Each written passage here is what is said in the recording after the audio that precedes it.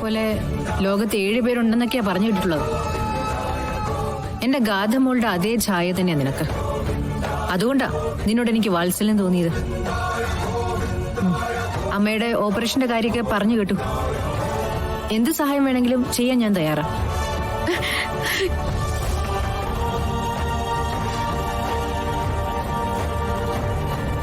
കൃഷ്ണ, മാഡത്തിന്റെ മകളുടെ വിവാഹം തീരുമാനിച്ചിരിക്കുക. എല്ലാം തീരുമാനിച്ചതിനിടയിലാണ് ഗാഥ മാഡത്തിനൊരു ആക്സിഡന്റ് പറ്റിയത്. അപകടത്തില് എന്റെ മോൾക്ക് ചില പ്രശ്നങ്ങളൊക്കെ പറ്റിയിട്ടുണ്ട്. ഇപ്പോഴത്തെ അവസ്ഥയില് ആ പ്രശ്നങ്ങളൊക്കെ അവരറിഞ്ഞ അവരാ വിവാഹത്തിൽ നിന്ന് പിന്മാറും.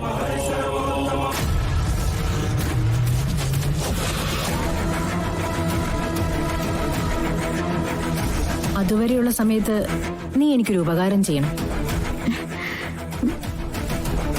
കുറച്ചു നാള് നീ എന്റെ മോളുടെ വേഷം കെട്ടണം.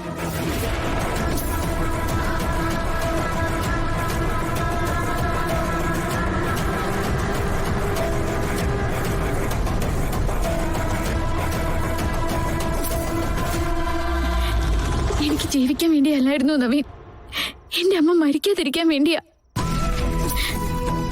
വേറെ എവിടെയും എനിക്ക് കൈനീട്ടാനില്ലായിരുന്നു. പറയുന്നതൊക്കെ അനുസരിച്ച് ഒരു മരപ്പാവയെ പോലെ ഇത്രയും ദിവസം ചതിയാണ്. ഒരിക്കലും ഓർക്കാൻ പറ്റാത്ത കാര്യമാണ്. ആൾമാറാട്ടം എത്ര വലിയ കുറ്റാണെന്ന് എനിക്കറിയാം. നവീൻ വേണമെങ്കിൽ പോലീസിനെ വിളിച്ചോണ്ട് വന്നോളൂ, എന്നെ അറസ്റ്റ് ചെയ്യിച്ചോളൂ. നവീനെയും നവീന്റെ കുടുംബത്തിലെ ഓരോരുത്തരെയും ചതിച്ചവളല്ലേ ഞാൻ. ഇനി എനിക്കുള്ള ശിക്ഷ എന്താന്ന് എനിക്കറിയില്ല. പക്ഷെ നവീൻ എന്നോട് പൊറുക്കണം. നവീൻ പ്ലീസ് എന്നോട് ക്ഷമിച്ചെന്ന് പറ നവീൻ. പ്ലീസ് നവീൻ എന്നോട് പൊറുക്ക് നവീൻ.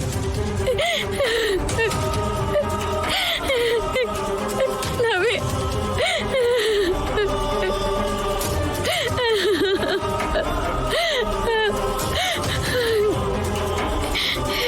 നവീൻ എന്നോട് ക്ഷമിക്കും നവീൻ. ഞാൻ ചെയ്തത് വലിയ തെറ്റാണെന്ന് എനിക്കറിയാം.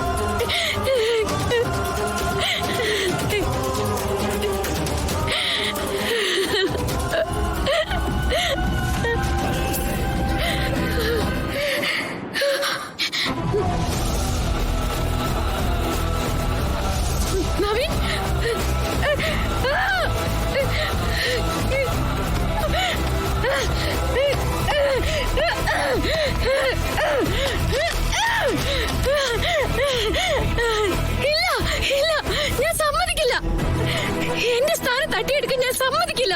സമ്മതിക്കില്ല.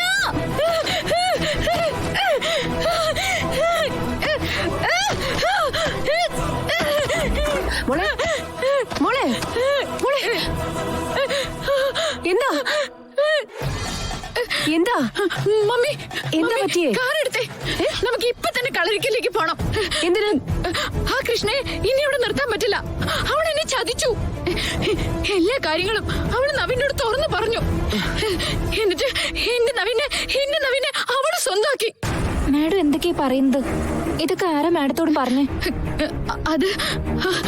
അത് പിന്നെ സ്വപ്നം കണ്ടതായിരിക്കും അല്ലേ? എന്നിട്ട് യാഥാർത്ഥ്യമാണെന്ന് വിശ്വസിച്ചാണ് ഈ ബഹളമൊക്കെ. മമ്മി ഞാൻ പറയുന്നതൊന്ന് കേക്ക്. എനിക്ക് ഒരു സമാധാനം കിട്ടുന്നില്ല. എനിക്ക് ഇപ്പൊ തന്നെ അവളെ കാണണം. അവളെ എങ്ങനെയെങ്കിലും അവിടുന്ന് പറഞ്ഞയക്കണം. സർപ്പശാപം എന്ത് ശാപം കൊണ്ട് ഞാൻ മരിച്ചാലും കുഴപ്പമില്ല. എനിക്ക് നവീന്റെ കൂടെ നിൽക്കണം. ഈ ഭ്രാന്തൊക്കെ പറയുന്നത് പലവട്ടം വേണ്ട വേണ്ടെന്ന് ഞാൻ പറഞ്ഞതാ.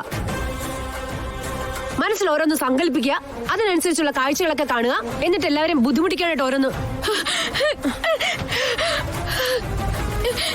മാഡം, മമ്മിയെല്ലാം സംസാരിച്ചല്ലേ? വ്രതം എടുക്കാൻ കൃഷ്ണ പോകാൻ മാഡം തന്നെയല്ലേ തീരുമാനിച്ച്? എന്നിട്ടിപ്പൊ ഇങ്ങനെയൊക്കെ പറഞ്ഞ് മമ്മിയെ ബുദ്ധിമുട്ടിക്കാൻ ശ്രമിക്കാന്ന് വെച്ചാ ചേച്ചി ആവശ്യമില്ലാത്ത കാര്യങ്ങളൊന്നും ഇനി വിളിച്ചു പറയാനായിട്ട് നിൽക്കണ്ട കഥ. നാളെ രാവിലെ കൃഷ്ണ വ്രതം തുടങ്ങും. 41 ദിവസത്തെ വ്രതം അവൾ പൂർത്തിയാക്കും. ഇതിനിടയിൽ അവക്ക് എന്താ സംഭവിക്കാന്ന് എനിക്കറിയില്ല.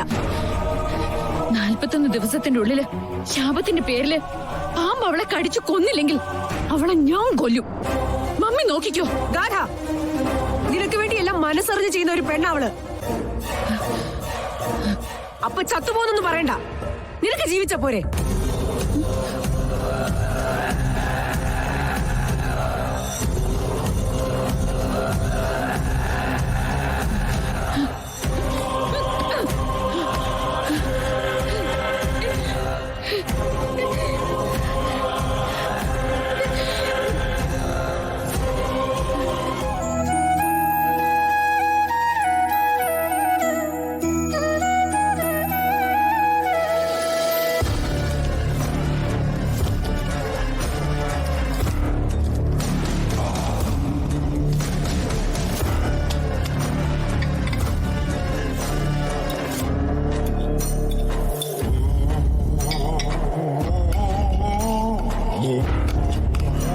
വ്രതം മുടക്കാൻ ചിക്കൻ സൂപ്പ് ബെസ്റ്റ് അല്ലേ? കൊടുത്ത അവള് കുടിക്കും അമ്മേ. ഞാൻ കുടിപ്പിക്കും. ഈ വ്രതം മുടക്കാൻ പറ്റിയില്ലെങ്കിൽ നമ്മൾ പിന്നെ ജീവിച്ചിരിക്കുന്നത് എന്തിനാടി?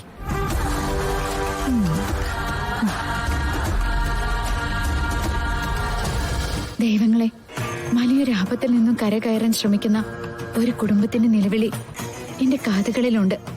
എല്ലാവരെയും സ്നേഹിക്കാൻ അറിയുന്ന ഈ കളരിക്കൽ കുടുംബത്തിലെ എല്ലാവർക്കും ഐശ്വര്യം കൊടുക്കണേ.